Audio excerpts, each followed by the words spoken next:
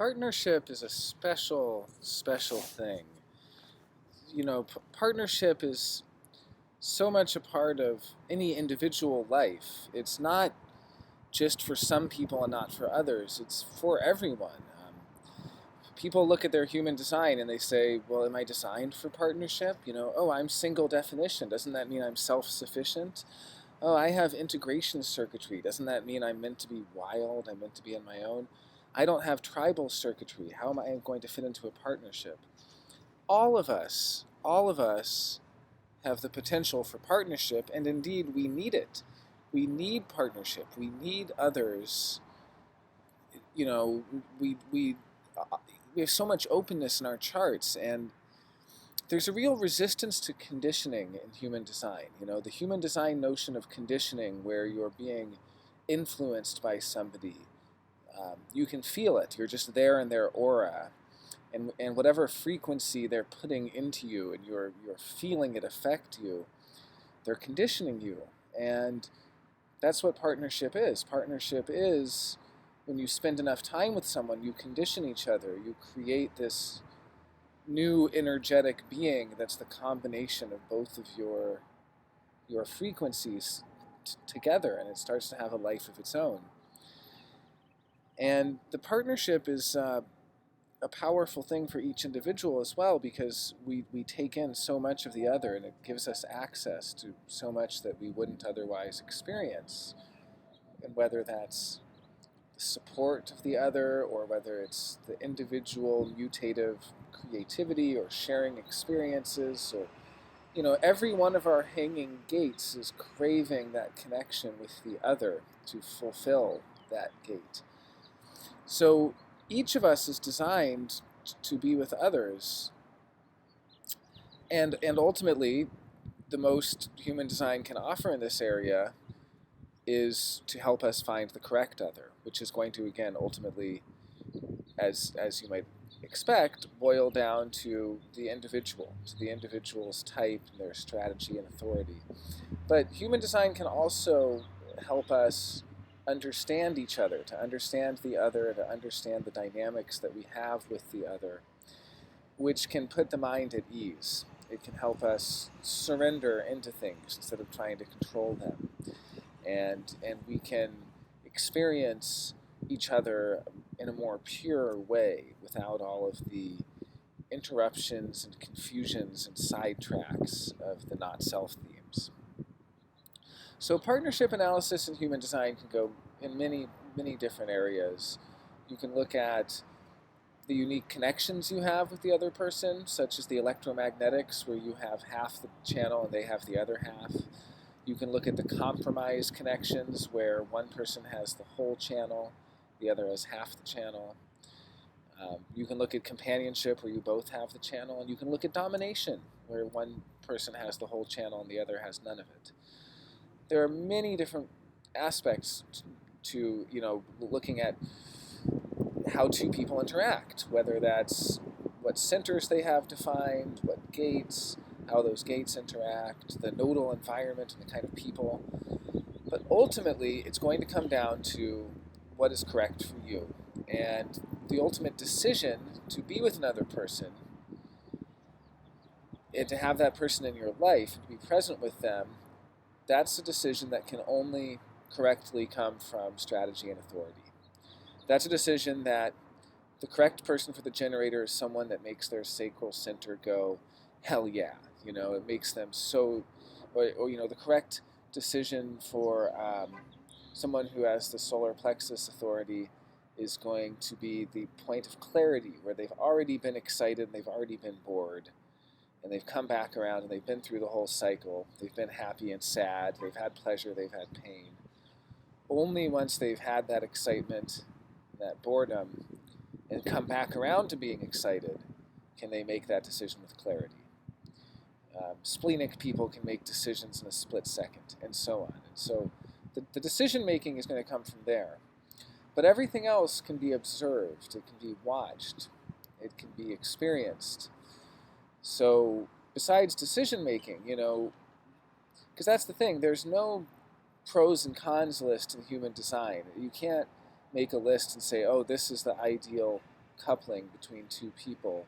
Sure, we can have ideas like generators and generators, or projectors and projectors, sameness. Sameness is somewhat of an ideal because there's so much less pulling you away from what you are. There's the idea that with sameness you can be more yourself, but that's also impossible, because even if you have the same gait, even if you have the same line, there's the color, there's the tone, there's the bass. We're meant to be different. We're meant to be differentiated. And particularly when it comes to projectors, the projector is meant to be conditioned more than any other type, meant to take in the conditioning from other people, from the other. The reflector is meant to be conditioned from the transits, but the projector, they experience that recognition through the conditioning from the other. It's only when they experience the other's frequency that they can actually know if the other is truly recognizing them or not, and what it is that they are recognizing in them. Because I don't want these terms to be abstract. People talk about, oh, I feel recognized, or the generator, oh, I had a sacral response. These are very practical things that you can look for. You can get right down to the nitty-gritty of it, and you can experience directly what is recognition for you as an individual, as a projector, or for a sacral person. What is that sacral response? People ask, what is the sacral response? Well, if you have to ask, you don't know. And it's something that, it's like if you have to ask, you haven't had it. And you need to have had it to experience it, then it becomes something obvious. And you can describe it, but it's nothing like having that experience. I'm a generator. I have a sacral response. If somebody asks me if I want to do something, and I have a strong sacral response to that, it's like Scooby-Doo. It's like, it's something bubbles up, something activates. There's something inside of me that is galvanized, is charged, is energized, vitalized. And I feel that vitality. If somebody asks me to do something I don't want to do it, it's such a buzzkill. It's depressing. It's a drag. It makes me want to sigh. Sometimes I'll just be sitting there reading an email, and I'll get an email and I'll just sigh. That's a sacral response. That is the sacral. It's not to say that other people don't have this experience. They do. It's just that for me, that is my guiding authority. Everyone can experience it, but what's important for me is that I follow that, and that I honor it, and I stay true to it. So each of us is going to have experiences, and it's possible to identify them precisely. You can identify precisely what and how you feel recognized by the other. It doesn't have to be a blanket abstraction. Any of the projected channels can be recognized.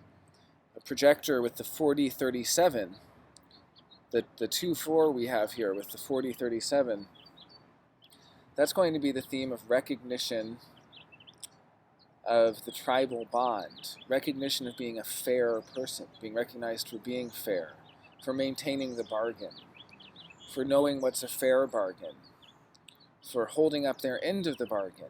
That's going to be recognition for being trustworthy, recognition for loyalty, for working for the other person, giving love to the other person, even out of them. We have the 1-3 projector, and we have the 2-4 projector. The 1-3 doesn't have the 4037, doesn't have defined ego.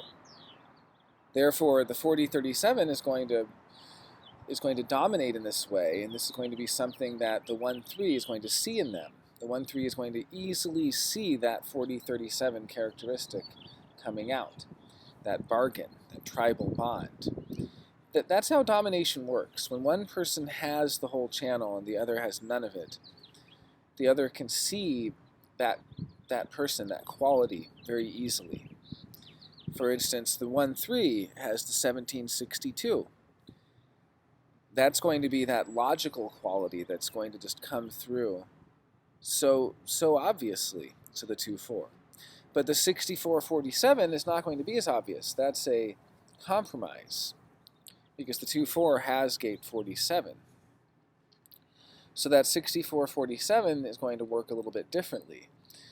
That's going to be something where the person with the whole channel is going to just be doing their thing. They're going to be operating out of that. The person with half the channel is going to want to be involved in that process and not going to have any say in it. The compromises are the most frustrating aspects. The best thing you can do with a compromise is to accept it. You're not going to find recognition in that compromise. I mean, maybe. I shouldn't say never, but these are going to be areas where it's ultimately going to be a disconnect, where one person is trying to connect, but the other's already connected. They're already connected to themselves. They're already self-sufficient in that process. So the one with the 64-47 is fully self-sufficient in identifying what is confusing and following that through to completion, to making sense of that confusion. That 64 is the gate of confusion. The 47 is making sense of that confusion. It's coming to certainties around that confusion.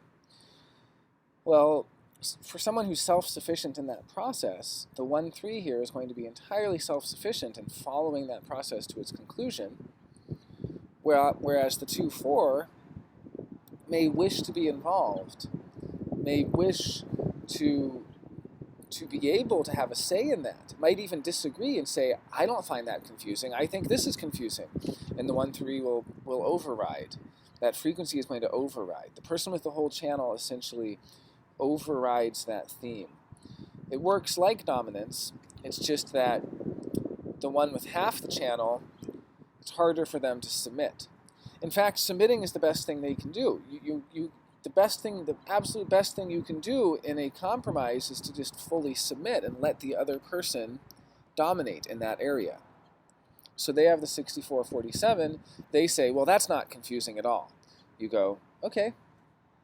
Even if you feel it's confusing, you just let them decide what is and isn't confusing. And you have them say, this makes sense. It doesn't make sense to you, but they say that, and you go, okay. You just let them say it makes sense, and you don't disagree, and you don't get in the way of that, because you'll never win. With the compromise, you can't be a part of that process. These are each processes.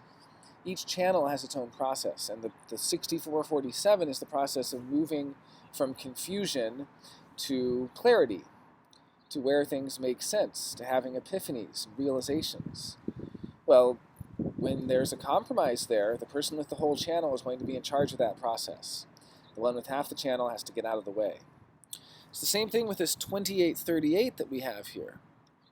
The 28-38 is the process of staying true to what gives you purpose. The 28 is finding a higher purpose in life.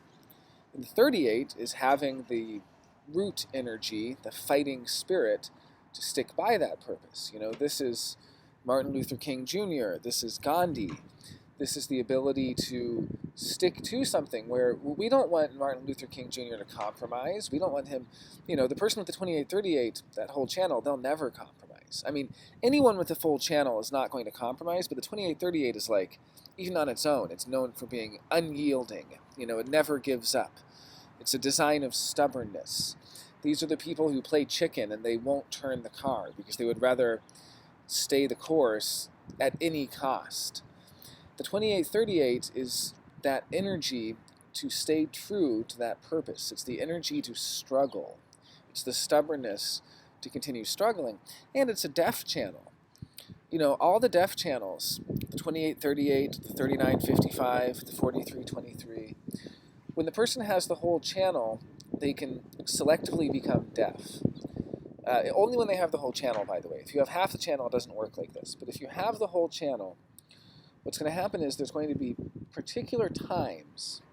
And I suppose even if you have half the channel, you get to experience this when there's a transit or when somebody else activates it. So you can still experience it. But when you have the whole channel, it's a consistent dynamic where there will be times when the pulse is on, because these are individual channels, so they go on, off, on, off. The pulse activates, deactivates, And when the pulse is on, when it's activated, you cannot get through to them. They will not hear a word you're saying. That 4323, when its pulse is on, it either knows or it doesn't know, and you can't get through to it. If it knows, you cannot convince it otherwise. If it doesn't know, nothing you can say will make it know. You know, the 3955, when they're in a certain mood, nothing you can say will shake that mood. Well, the 2838 is the same thing. Nothing you can say to them will get through. You cannot access them. You cannot influence them. And this is how it should be, because it's an individual channel. The individual keynote is empowerment. The individual is about remaining empowered in who they are. So the 1-3 here, who has the 2838, they need to stay empowered from that root to spleen, that channel of struggle, that fighter connecting to that sense of purpose, higher sense of purpose. That's so important for them to not give in, and that's actually correct for them. It's important for them to not ever be affected or interfered with in these particular areas when the struggle is on, when it's time for them to struggle. They can't back down. What does that mean for the 2-4 who has gate 28? The 2-4 with gate 28 is going to have to submit.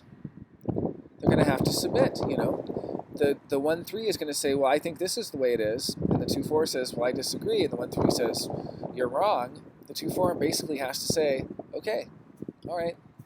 They have to submit, you know. You're out hiking, and the 2-4 says, I think it's this way back to the camp. And the 1-3 says, no, it's not, it's that way. Well, the 2-4 has to submit. And do you know how difficult this can be? How unrecognized that 2-4 may feel as a projector? How frustrating it would be for a generator? How much anger that the manifestor would have, or disappointment from the reflector? These compromises bring out our not-self themes. These compromises can be tremendous dilemmas, and they never really go away. They never change. The only thing you can do is the person with half the channel has to submit. That's it. There's no other option. And the person with the whole channel is not even going to realize it, not even going to notice it. They're oblivious to the dynamic. They don't see it. You tell the person with the 2838, wow, you're stubborn. They say, no, I'm not. You say, yes, you are. They go, no, I'm not. And you're going to have to submit and agree with them, because they're going to stubbornly hold on to that, you know. Or the person that has, you know, the 6447, you say, that's really confusing. They say, no, it isn't. You're going to have to eventually go along with them, because they're going to determine what is and isn't confusing. So the compromise is a very interesting dynamic. I mean, interesting is putting it mildly. It's more the way Ra puts it, Ra Uru Hu, who, you know, the messenger of human design, he talks about it as the petty tyrant. This is a term that he took from the Carlos Castaneda books about Don Juan. The petty tyrant is essentially the person who controls you, or who you have to put up with, you know, the person who frustrates or makes you feel bitter, all these kinds of, you know, the compromises in the chart, those are our petty tyrants. And the best we can do is, it's really a test of our grace. It's a test of how much can we just let it go, you know. Can we really surrender? Oh, do we feel like we've come so far in our journey, in our process, that we've surrendered to life? Well, here's a test. If you can surrender, you can deal with all this, you know. It doesn't affect you. It doesn't activate those not self themes and those defense mechanisms and that mental decision making that jumps up and tries to do something about it. It's not easy. So ultimately, all of this level of understanding, again, it's not meant to help us make decisions. I'm not going to look at a chart that I have with somebody and say, oh, we have 10 compromises. This means we're not correct. It can be completely correct for you to be with that person with 10 compromises. It just means this is the dynamic, and the dynamic is not going to change. Human design is good at showing you what you can rely on and what you can't. You look at your chart and you see what is consistent within you. That's who you really are. And what's not consistent within you. What can't you rely on? What is changing? The conditioning, the openness in the chart. Human design is about showing you the consistency so that you can surrender to it.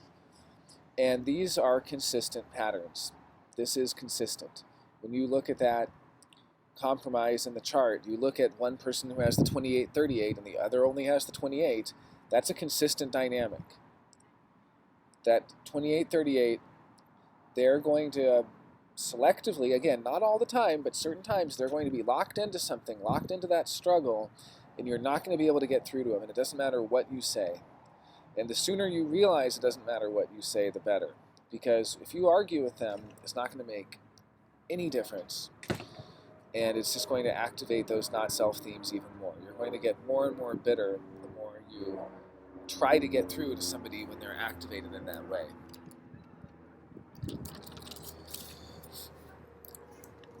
So let's talk about some of the differences here. So we have a 1-3 and a 2-4. The first line process is very different from the second line process. And they can honor and respect each other.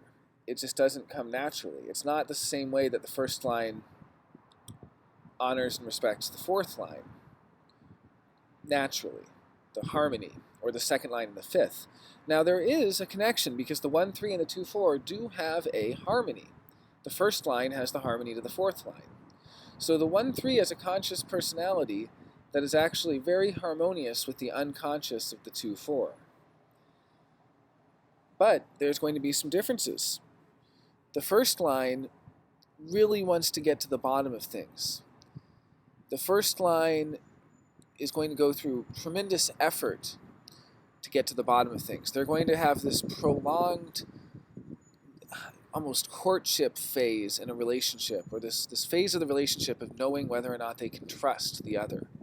So the first line is going to have issues around trust. Both do in a way, because both are part of that splenic binary. The first and the second line are both part of the spleen, which is about safety and what we can trust.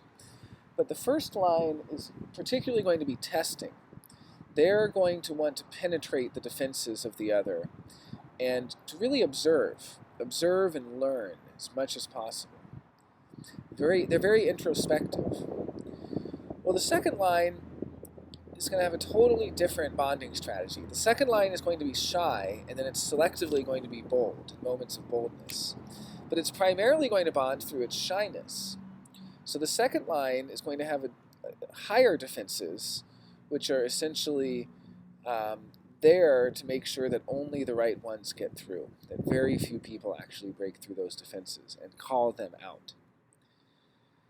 So the first line is going to be investigating and exploring and penetrating and examining, and it's going to be essentially trying to find something solid and trustworthy.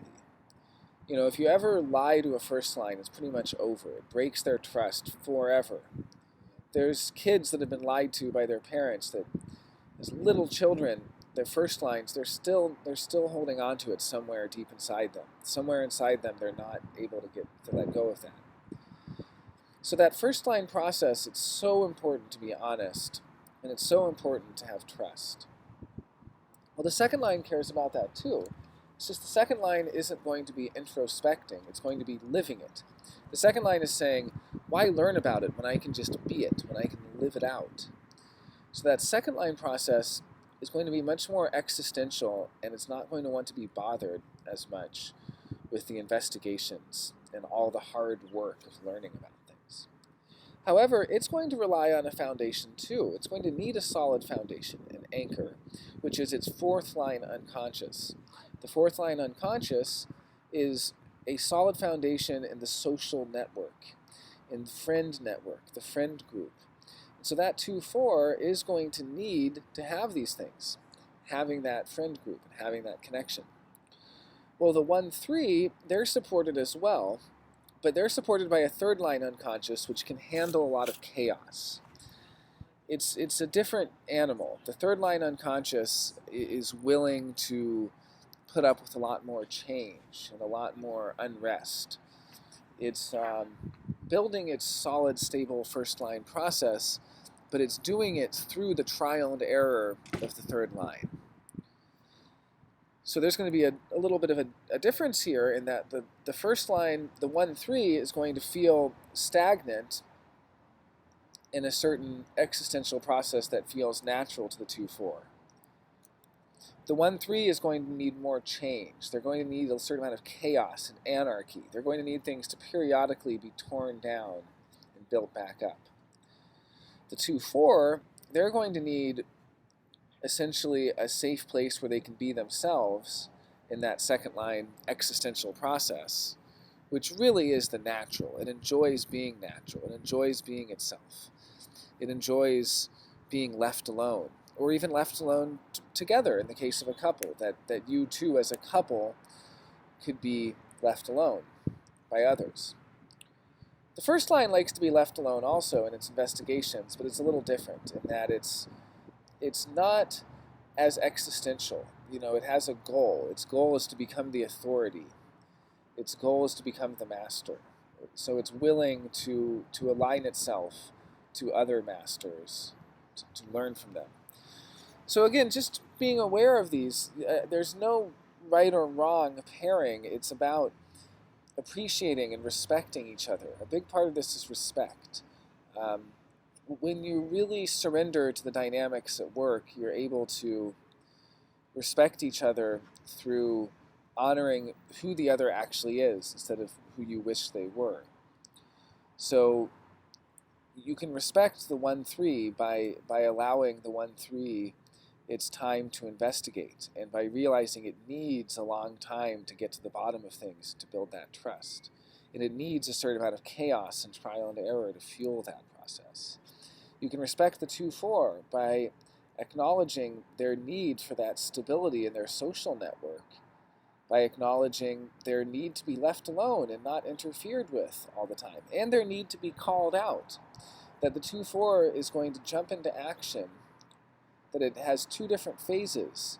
It's going to be the depleter or the nourisher, and it's only the nourisher when it's called to nourish. Similarly, there's a point that each type should be respected by honoring its strategy and authority. So the 2-4 here has solar plexus authority. The 1-3 has splenic authority. There's a big difference between these two. The splenic authority can make a decision in the moment. The solar plexus authority has to go through that wave. So respect here means inviting each other. It means giving each other that attention to express and not putting each other on the spot. To invite someone is very different than asking them a yes or no question. Asking a yes or no question puts somebody on the spot. Do you want to do this? Well, what do you think about it? It's very different than saying, you're welcome to tell me if you like. You're welcome to, we can talk about this. I'm going to be there and you're welcome to come along. It's very different than saying, do you want to go there? Making each other feel welcome is so important for projector, in any partnership that has to do with two projectors. Being welcome and feeling that you're welcome without being pressured, that you're welcome to talk about something without that thing being demanded of you, that you're welcome to go places without being expected to go there. There's no expectation, there's no demand, there's no pressure. It's an invitation. An invitation is so different. It's welcoming each other, making each other feel welcome. So different than asking a yes or no question like you would do with the generator. I don't ask projectors yes or no questions. I say, I'm going to the beach, you're welcome to join. So, or so maybe I will say, if it's true, I might say, I would love for you to be there, or I would really appreciate it if you could come, but not, even that last one, I will appreciate it if you were there. That can put a little too much pressure, and I want to convey how much I would enjoy that person's presence without pressuring them and making them feel obligated. So respect for the projector is inviting them, is welcoming them without making them feel obligated, without pressuring them, without putting them on the spot. So you can think about what respect means for each of these processes. Respect for the solar plexus authority means giving them enough time to decide and saying, hey, I'm thinking of doing this next week. you know, it's putting it out there, and it's saying, I would love for you to come with me, just so you know, and please let me know if you'd like to join. And then giving them time and not pressuring them to come up with a decision or not putting them on the spot in that moment. Now, the splenic authority can make flash decisions. It can. So the 1-3 here with the splenic authority is going to be able to make decisions splenically. However, still, as a couple, as a partnership, you have solar plexus authority, both of you, because the solar plexus overrides everything else. So it's very rare to find a partnership that's not solar plexus authority. This is an interesting point as well, that you find that most partnerships benefit from waiting to make big decisions together. Because even if they're both undefined in the solar plexus, most people will have defined solar plexus together. Very rarely do you find two people where the solar plexus is not activated, between the two of them. So what this means is that having a relationship where the authority of the relationship, so to speak, is the solar plexus, still, obviously, the 1-3 in their splenic authority is going to ultimately make decisions for themselves with the spleen. But if you're making decisions together, you need to sleep on it. There is no truth in the now for this couple when it comes to making decisions together in each other's aura. You can each go off by yourself and spend a couple hours processing, and maybe even 20 minutes, it depends how much conditioning there is and how quickly the individual can shake off that conditioning and get back to themselves. Because if you spend a lot of time together, you might not return to yourself, so to speak, for a day or two, And in that case, the splenic projector here is going to have a very difficult time making decisions with their spleen, because they're going to be so amped up from their undefined solar plexus being activated that they're going to need to wait to gain that clarity. They're going to need to wait until those emotions run their course. So respect means respecting each other's type. It means respecting each other's strategy and authority. It means respecting each other's profile. Respect really is about honoring difference. It's about honoring each other's difference and not expecting them to be a certain way. We all kind of unconsciously project on, or not even project, but I'm a fifth line, so I always think about it in terms of the projection field. And second lines get a lot of projection as well. The second lines and the fifth lines both get projection. But I would say that we all have these unconscious expectations and assumptions that we have to work through, and biases. And this comes out in our personal relationships where I might, as a generator, be biased to expect the other to give me a straight answer if I ask them yes or no. So I might be saying, just tell me, do you want to go? And expecting an uh-huh or an uh-uh. And I might be so frustrated that I can't get that. And, not only can I not get that from a projector, I often can't get it from generators. But that's okay, because that's me, I need to wait to respond instead of initiating and putting people on the defense. And so much of respect has to do with honoring our own strategy and authority, and thereby we respect the others in their difference. I feel like the most important thing in relationships is respect. If you've made the decision already in yourself that decision to be in that relationship, and you've made that decision according to strategy and authority, then you can surrender, and then you can really respect the other, because you're loving them for who they are. You're not trying to get them to be something they're not. You're not trying to change them in any way.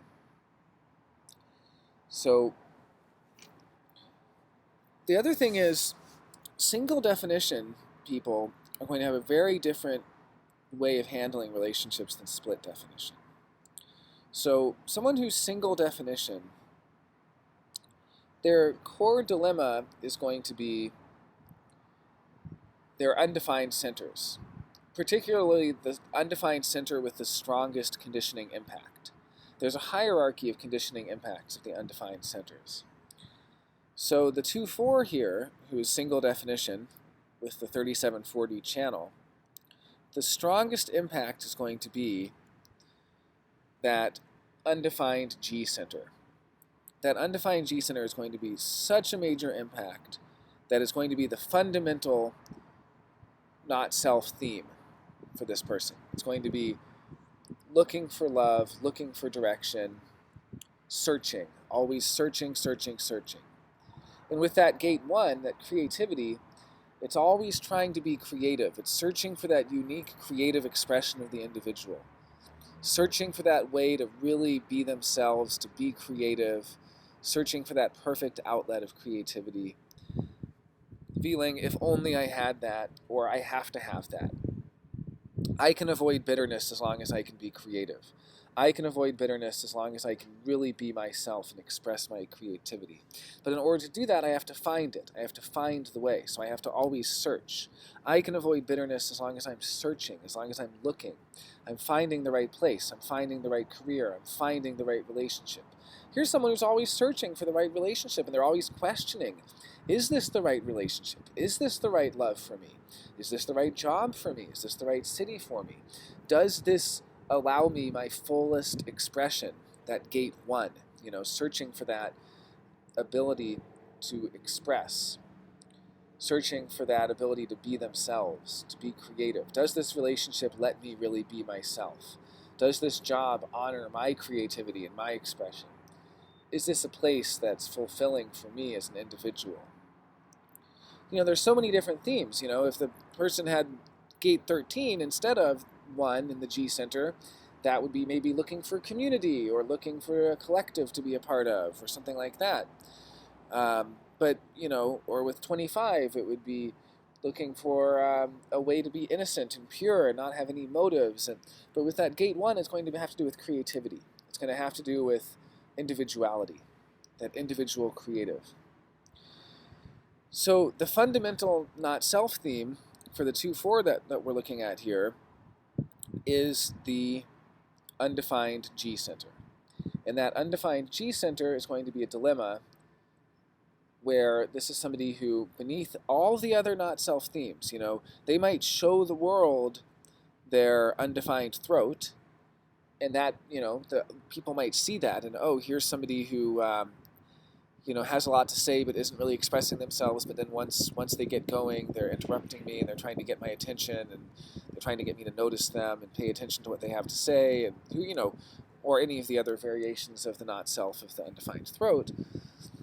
They might notice that, but that's not the fundamental.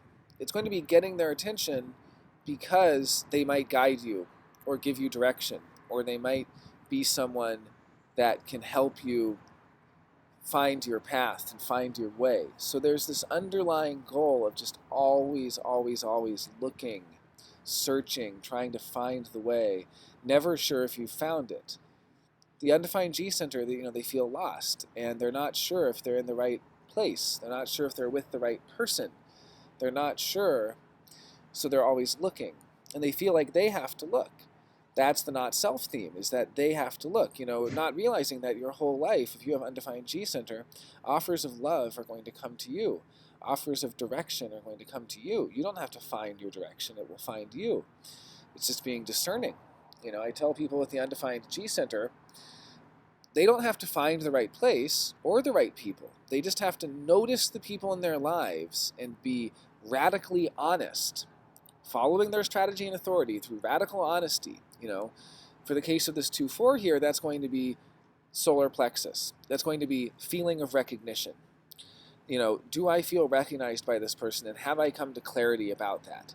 Not that I'm impulsively thinking I felt recognized because I'm high on my wave, or I'm impulsively feeling unrecognized because I'm low on my wave, but have I come to clarity that this person really sees me, they appreciate me for who I am irreplaceable to them, they appreciate my ability to be fair and to have a bargain and to be supportive, they appreciate how loyal and trustworthy I am, they see me for these qualities that I have, and I have clarity about that. And if that person does, where are they taking me? And how do I feel about where they've taken me? Do they take me to a restaurant and the waiter spills their beer all over me? Well, then this person is not going to guide me. This is not going to be a correct person in my life. They're not going to take me to the right place. Do they take me to a place I love, where I feel comfortable, where I feel happy, where I feel secure, where I feel all these things, then this is the good person for me. So again, with the undefined G center, it is so important to be discerning about the people in your life. You're not here to find the right people. You're here to be discerning about the people. And this can be just as hard, believe me. I mean, how hard is it? You've known someone for 10 years, and then you start to realize that they're not correct for you. What do you do about that? I mean, are you ready to not spend time with that person?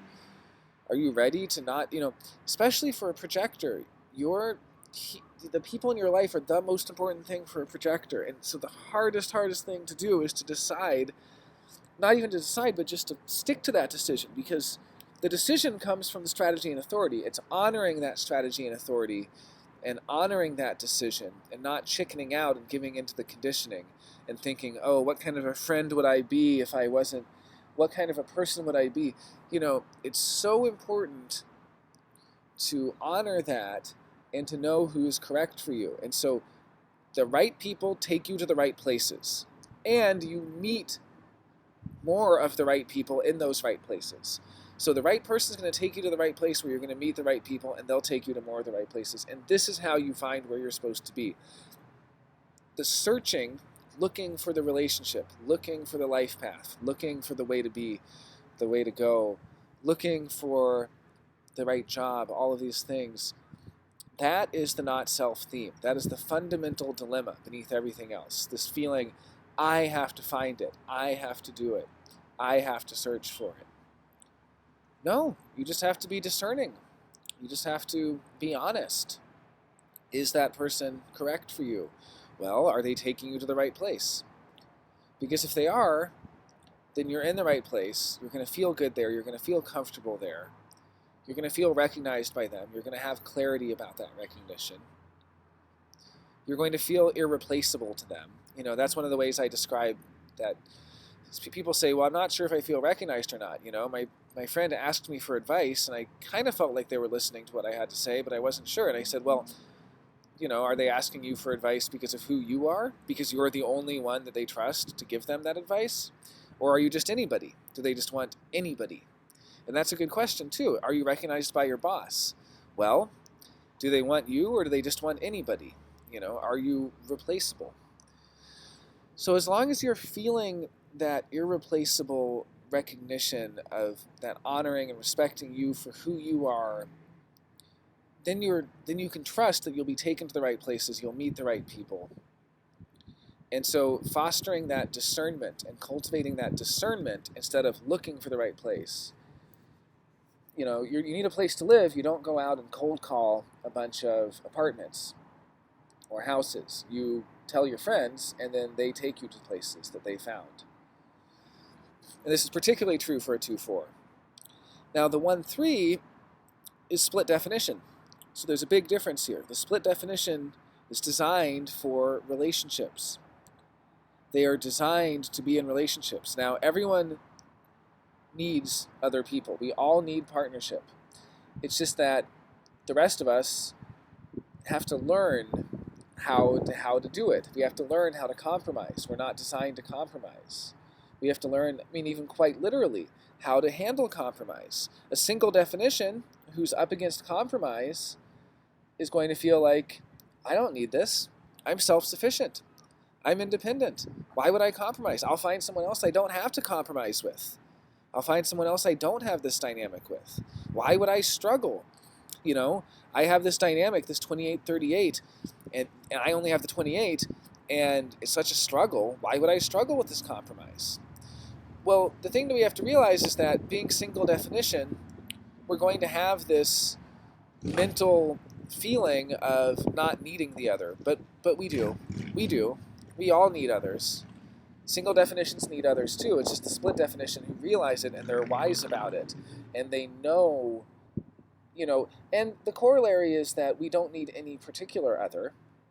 We need other people, but all of us can be self-sufficient to a degree, just as we need others to a degree. So a split definition isn't stuck in a relationship either. A split definition doesn't need someone else to complete them or bridge their split as much as they feel like they do. or as much as they feel like they need to embody that quality themselves to bridge the split. Here's the real trick for split definitions. I've had split definitions tell me, wow, for so much of my life I felt like I needed somebody else to bridge that split. I felt like I needed somebody to embody that quality that I was missing. Now I realized I can do it myself. And I say to them, no, you can't. You're not here to embody that quality. That is the not-self conditioning, the feeling that you have to have that quality, whether through somebody else or through yourself, that you're incomplete as long as you are missing that quality. That's, it's really a mind trip. It's a mind trip. I've had people literally, they've told me, my whole life I've been looking for that thing. Finally, I realized I have it in myself. I'm like, no, you don't. You don't have that thing. You literally do not have it. That is a not-self gate.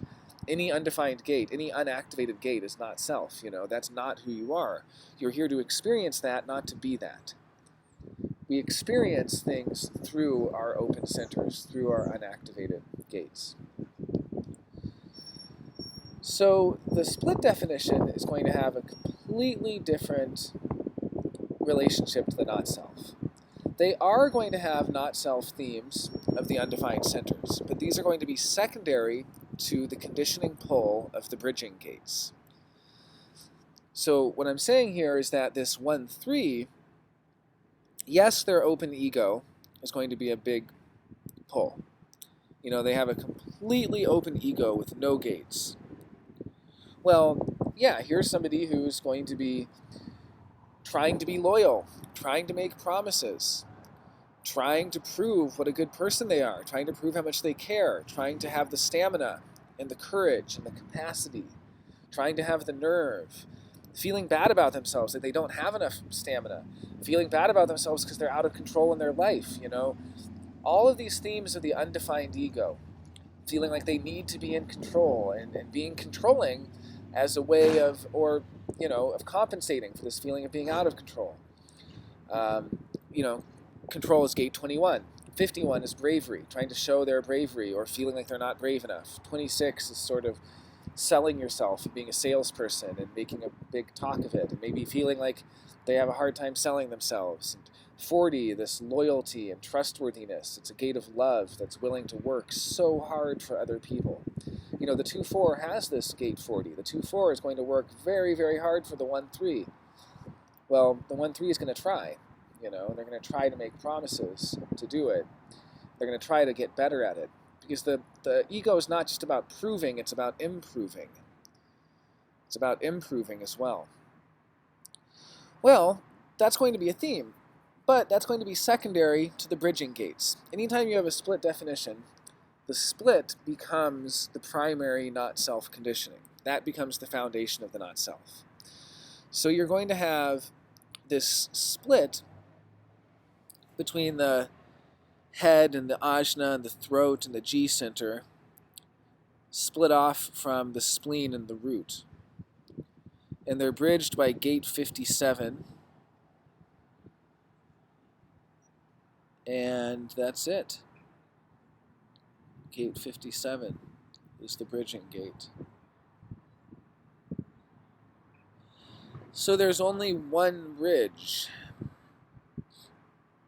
And when there's only one bridge, that bridge becomes the focal point for the individual. The thing they feel like they need more than anything else. I can avoid bitterness if only I'm smart. If only I have intelligence. If only I'm aware. If only I really know how to survive. If only I'm intuitive. If only I get in touch with my intuition. Then I can avoid bitterness. You look at the gate 57 themes. I think of it as plain and simple as intelligent. Here's someone who really wants to be intelligent. They feel like they need to be smart. They need to tap into that source of intelligence. They need to tap into that source of intuition, that knowing. And they feel like as long as they know, as long as they're smart about it, they'll be okay.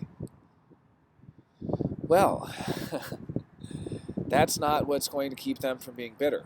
The not-self always tricks us with its rationalizations, The undefined G center. If only I find my right place, I won't be bitter. If I find the right relationship, I won't be bitter. Keep searching, keep searching. Well, in this case, it's, if only I'm smart, I won't be bitter. If only I'm intelligent, it's anything that gives me intelligence, anything that makes me feel smart, or that gives me that resource that I feel that I'm lacking. And the 2-4 has it. The 2-4 has that gate of intelligence. So here we have the split being bridged. When that split is being bridged, there's a real attachment here. There's an attachment that can happen. However, there's some interesting dynamics. So the split definition is going to be attached to the conditioning of the bridging gate. But the undefined spleen of the 2-4 is going to naturally want to hold on tight. Oh, when somebody activates that undefined spleen, it wants to hold on tight. It feels so good to be around somebody who activates that spleen. That defined spleen is going to make the undefined spleen feel so good that there's going to be an issue with holding on. The opposite of this is the solar plexus, which the undefined solar plexus is going to push people away. It's going to keep them at a safe distance. It's going to keep them at arm's length. The not-self theme of the undefined solar plexus is going to be hesitant to let the other get too close because it's avoiding confrontation with truth. So the 1-3 here is going to have a dilemma around not wanting to rock the boat, and not necessarily, so part of this is going to be a fear of intimacy, a fear of not being a good enough lover, fear of standing up to tradition. They're going to feel like they have to be a good listener, that's the gate 22, that they have to be attentive and pay attention to the other. It's so important that they do that so that the other doesn't get emotional. And there's going to be a real skewed view of the other here, because when someone has undefined solar plexus, it's an awareness center, so it skews the perspective of the other. Anyone who has an undefined awareness center, it's going to be how they see other people. So with that undefined solar plexus, it's going to be seeing others as a lot touchier than they really are. The 1-3 is going to feel like the 2-4 is touchy, and the 1-3 is going to be afraid to confront them, and afraid to have painful conversations, and afraid to confront the truth. Afraid to disappoint them, afraid to let them down, afraid to rock the boat, nervous around them getting too close and seeing clearly who they really are, and just nervous around that intimacy. And it's all going to be because of this skewed perspective that's going to feel like the 2-4, who has the defined solar plexus here, feeling like they aren't able to handle it. They're not, they're going to feel like they aren't able to handle the truth. And the thing is, all of the undefined centers, the defined centers need them. People who have a defined center need the undefined center. And they need the undefined center in its pure form, not in its distorted, not self form. So people who have defined solar plexus need the undefined solar plexus to confront them. The defined solar plexus is down on their wave and they're down in the dumps. They don't realize it. They don't know. They need that undefined solar plexus who notices it to say, wow, you're kind of down in the dumps. You're not feeling well, are you? It seems to me that this is the case. They need that confrontation, but the distorted not-self theme of the undefined solar plexus is going to be avoiding that confrontation, avoiding that truth, walking on eggshells around the other person, even when the other person doesn't want them to. Again, it's a skewed view of the other. Well, the undefined spleen is going to give a skewed view of the other as well. It's going to see other people as a lot more dangerous than they really are, and it's going to see them as capable of taking away that feel-good, feeling, and so it's going to cling really tightly out of fear that it's losing the other person. So you can see how these, just looking at what centers one person has and what centers the other person has can give so much deep, deep insight into the dynamics at work. The 2-4 who has the ego and the solar plexus defined. Here's someone with a lot of openness in their chart, a lot of ability to really take in the other and experience the other through all these different ways. Then you have the 1-3 with the head, the ajna, the throat, and the G split from their defined spleen and root. This is such a difference. It's so different having, the person with the defined spleen, but the undefined solar plexus. They're not going to have any problems holding on or being clingy, except when it comes to the fact that the split definition itself is going to have some issues around not wanting to let go of the bridging gate. But here's somebody who's not going to have that same distortion in how they see the other. They have defined spleen, so they're not going to see the other as a dangerous person who might take away what makes them feel good. But, oh boy, with that undefined solar plexus, they're going to see the other as someone who can't handle the truth, who might be touchy and might be easily hurt, and who they have to be careful around not to get an emotional rise out of. So realizing how strongly we condition each other, how the 2-4 is going to be thinking about things that don't matter because the 1-3 is thinking about them. How the 1-3 is going to feel all this willpower and this ability to follow through on their promises just by being in the aura of the 2-4. The 2-4 is going to be urged to be certain about things because the 1-3 has that certainty, that ajna. So it's really interesting to see just basically the center dynamics, the dynamics of what characteristics and what centers one person has compared to the other. I mean, just honoring and understanding those differences, and ultimately someone who has the defined center, not wishing the other person had it defined too. Someone who has that defined ego, I've heard this time and time again, someone who has a defined ego says, I just wish my partner could keep their promises. They're not here to keep their promises. You know what they can do? They can get you to improve things. Because just like the not self undefined ego wants to improve themselves, they're not supposed to improve themselves, but they want to prove how good they are. Well, once they actually decondition from that not self theme, they're able to get defined egos to improve. It's important. Same thing with someone who has defined solar plexus. They might say, oh, I wish that other person was more real. Because people who have undefined solar plexus and they're not self are the fakest people you've ever met. They're hiding so much. They're hiding that truth. They don't think other people would really like them if they found out the truth about them. They're hiding it. So you have someone that has a defined solar plexus. I wish my partner would be real with me.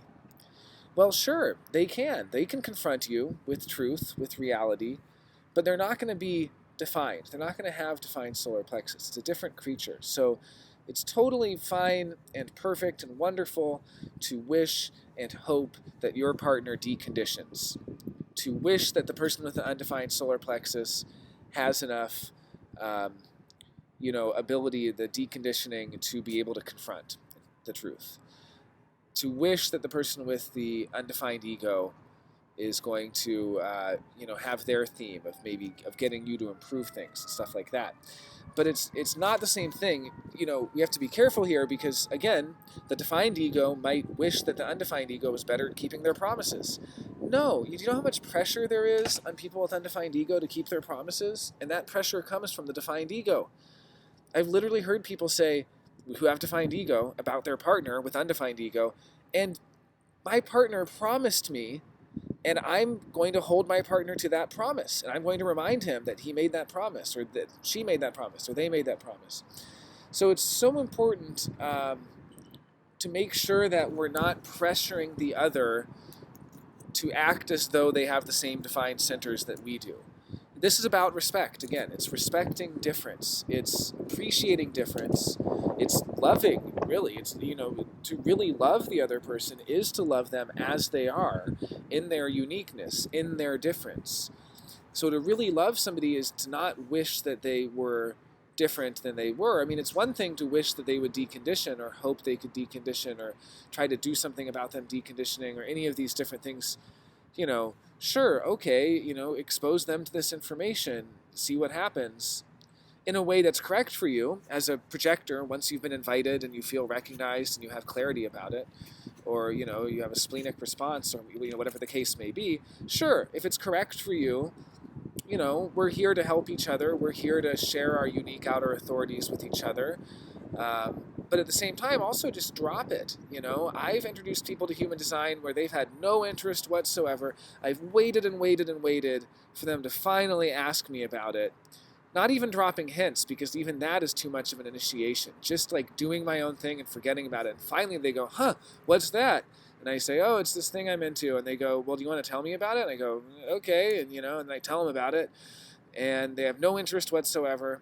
And I just drop it. And it's hard. It's really hard to do. Someone you care about, But if you really love that person, then you accept them as they are. You surrender to them as they are, and you trust that they will get what they need, that they will have the resources they need. And if they want the deconditioning resources that help them to, get more in touch with who they really are and get rid of the not self and all that, sure, then that'll come to them. But you can't force it. And it's not loving someone to do that. Loving someone means to accept them as they are and to surrender to that.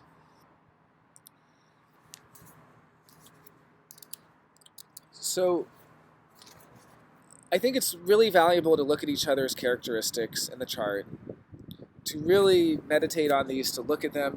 I'm just doing like my own interpretations, but you can learn all about the 2838. You can learn about all the channels. Learn about the 2010, learn about the 4037, how these channels work, learn these different characteristics, understand and appreciate those characteristics. Projectors in particular are going to be recognized for their projecting channels. And projectors only have projecting channels. If they had a generating channel, they'd be a generator. If they had a manifesting channel, they'd be a manifester. So projectors are really recognized for their channels.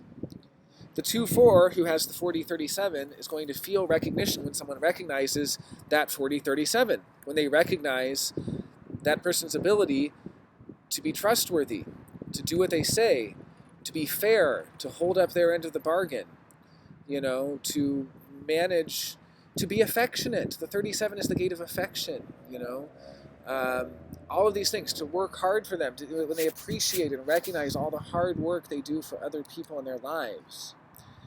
It's going to be very, very different recognizing the 2838 or recognizing the 1020. The 1020 has its own dynamic. The 1762, the 6447, recognizing these qualities, these individual integration and collective qualities. That's something else, is that the 2-4 is tribal, and the 1-3 is integration, individual, collective. How different are these? The tribal person communicates through physical touch. They're going to want touch. They're going to want connection through physical touch, through support. Well, the collective matters how it looks, and the individual matters that they're heard. They're going to be communicating through sound. So there's so many nuances here, so many nuances. And just understanding these different characteristics, understanding the circuitry, understanding the channels that make up each individual. And so we can ultimately recognize and celebrate these characteristics and celebrate how that individual is expressing them. Because even when you read about a channel, that's still just a generic. It's just a generic. There's 80 million people with that channel and 200 million with that channel and, whatever. And it's how each of us lives that out. The same with the profile. It's what we do with it. It's how we express it through our own individual self, which is going to be totally different and irreplaceable. And that's where the recognition comes from. It's not recognizing a generic that you share with somebody else. It's recognizing the unique twist that you put on something that nobody else has ever put on it, before. So I also think it's important to look at the sun, earth, and the nodes. This is called the cross of life. It's essentially, if you're looking at the sun and earth, so you're looking at the incarnation cross. So the incarnation cross is very interesting, and just the dynamics of where each partner's suns are even. The 1-3 has the sun in gate 31, for instance. And realizing that, a person whose personality sun is in a defined center, and it is logical. It's collective. So here's a collective person who really wants to share, and is in the throat center. They want to share their opinions. They're going to want to share what they think about things. They're going to want to share their logic. They're going to want to share their experiments and the results of their experiments. And it's a defined center, so it's always active. And it's always working. Then you look at the 2-4. Wow, well, their personality sun is in gate 57 in an undefined center. Here's someone who's going to access their life purpose, 70% of who they are, at least their conscious mind, in their personality sun, when their spleen is activated. Here's someone that spleen is going to get lit up, and then that person is going to come to life, and they're going to feel as though they can fulfill and express and shine. Because, hey, if you have a personality sun in an undefined center, I think it was Richard Rudd who said that's like having 70% of who you are locked up in a room, and you periodically get to come out. You periodically get to shine, either when the transit comes along that activates it, or when somebody else activates it. That's going to be such a difference. And it's an integration, that's integration circuitry. That's survival circuitry. So just understanding the nuances and then looking at the incarnation crosses, how those play out. The nodes can say a lot too, looking at the nodal environments. I see some nodal resonance here. The 1-3 has nodes in 4th and 6th lines. The 2-4 has nodes in 3rd and 5th lines. So there's resonance between the 3rd line, 3rd, and the 6th. So, resonance is going to be important insofar as you're going to have similar kinds of environments in certain ways, or harmonious environments together. These are even like the kinds of people you bring into your life, and the kinds of things that are happening in your life. Someone with a 3rd line environment is going to be surrounded by a lot of trial and error, and a lot of experimentation, and a lot of mutation and change, and things like that. Someone with a 4th line is going to be surrounded by networks and brotherhood and sisterhood and all of this. And then you look at what gates they're a part of and how they're connected. Well, that 40-37, they're connected to each other. And so the 2-4, their entire nodal environment is linked up in that 40-37. That they're conscious and unconscious, their personality and design nodes are both in that 40-37, that tribal environment. That environment of the bargain, that environment of family and of support. The 1-3 is going to have nodes, the 64 and 63, the abstract and the logical head gates, collective, environments of confusion, environments of doubt and skepticism and uncertainty. And how different it is to have a collective environment than a tribal environment. And then the 22-47, and that 22 with its individual, with its listening, its gate of grace, its attentiveness, its ability to get attention, and then the 27 having its own, I said that wrong, the 47, that's actually connecting to the 64, so that's also abstract collective. So here's somebody who has mostly collective environment and a little bit of individual. So what does it mean to have a collective and an individual environment compared to having a tribal environment? And how these lines give different variations in that as well. But these are the nuances that can help to better understand and appreciate and to respect each other. That's what it comes down to, is that we can respect each other's unique differences the more we learn about these characteristics. So looking at the centers, looking at the nodal lines, looking at the characteristics, compromises, we looked at the 2 compromises in the chart, the 28-38 and the 64-47. Looking at the profile and how projectors interact. We looked at the split. We haven't looked at the electromagnetics, the dominance, or the companionship.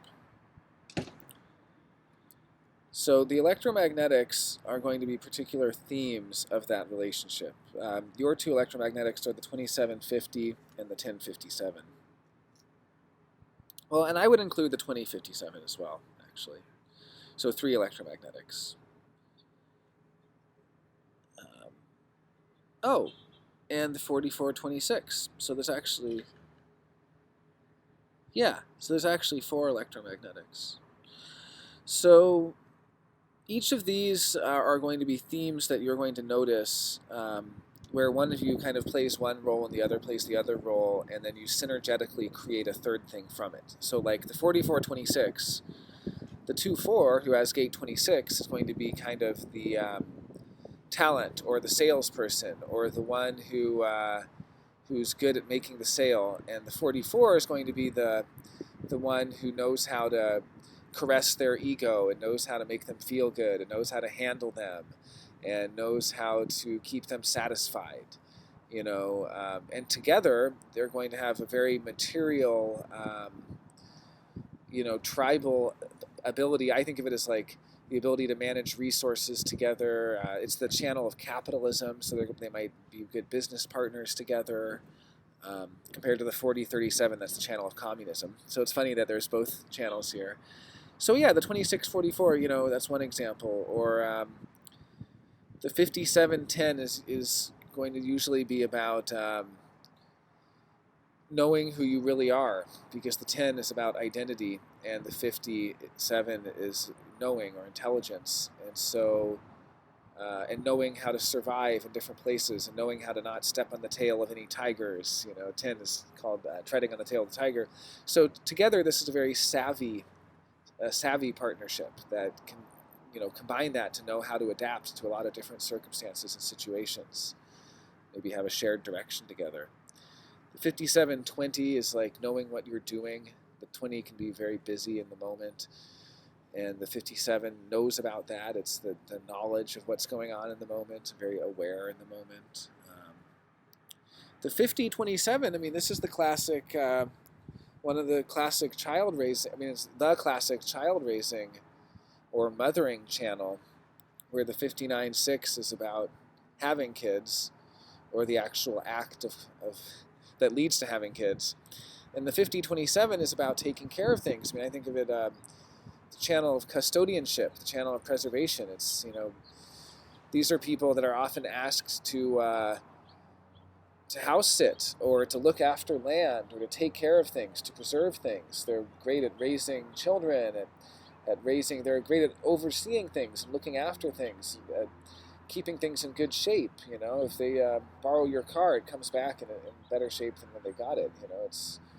It's preservation. It's holding on to things. It's very discerning. There's a lot of discernment. I always find it some kind of cosmic joke that you look at the mirror channel, the 59-6, and this is how we choose our sexual partner, and it's designed to not be very discerning. It's not very discriminating. So if you're on the desert island and you only have a couple choices or one choice, it's designed that, the species must be propagated. It must continue. Well, the other side of it, you look at the 50-27, once you've had the kids, think about how much people care about what their children eat, where they go to school, what they wear, who they spend time with, what they learn, what they do. Every last thing, how much energy goes into that. How much discernment, how careful it is. So that's what the 50-27 is about. It's about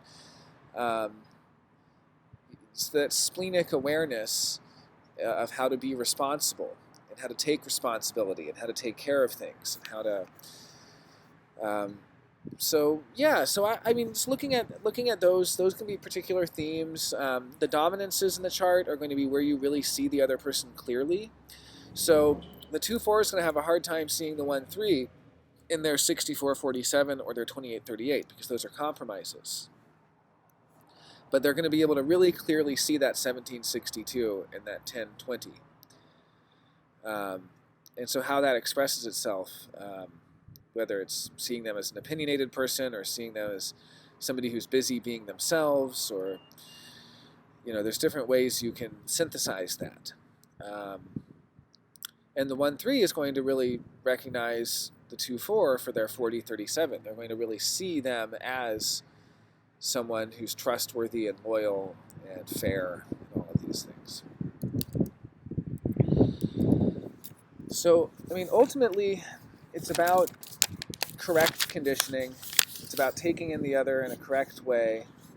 It's not saying that you want to always be conditioned. Sleep alone, sleep alone, have your separate living spaces so you can meet each other, anew. But also, for the projector in particular, it is about correct conditioning. And to be in the partnership in a very clean way, in a pure way, where you're not distorting the other and you're seeing them as they really are. And then you can actually respect them. And in order to do this, it really requires a lot of trust that your strategy and authority is making the decisions for you, that there is no mental choice of the matter, and you're fully surrendered and accepting the other as they are. And so all of this kind of analysis is meant to help with that. It's not meant to help you make decisions. It's meant to help you understand who you are and understand who the other is, understand what you can and can't trust, so that you can ultimately understand the dynamics at work, the mechanics at work, and you can treat each other with respect. So it's ultimately about honoring and respecting each other and loving each other as individuals, as unique beings, as we are. That is, all of these other dynamics we can shed light on. I mean, I didn't even cover the fact that you have all 9 centers defined. I mean, that's its own dynamic where there's no release valve in the relationship, so to speak. 9 and 0, nowhere to go. But that's not a dilemma. None of this has to be a dilemma, Or these can be dilemmas, but they don't have to be. That's the thing, is that with surrender, with respect, with love, with real love for who the other person actually is, that, you don't even need to be aware. It's like you can be aware as a temporary step that leads to surrender. Then you don't even need to be aware anymore. All of this awareness we're talking about is a temporary thing, which is really about aligning you to what's correct for you, to your strategy and authority, so that when you trust the way you've made that decision, someone with solar plexus authority making that decision from a place of clarity, someone with splenic authority making that decision from a splenic awareness, having made these decisions and trusted and honored that allows you to surrender completely and to experience the other as they are.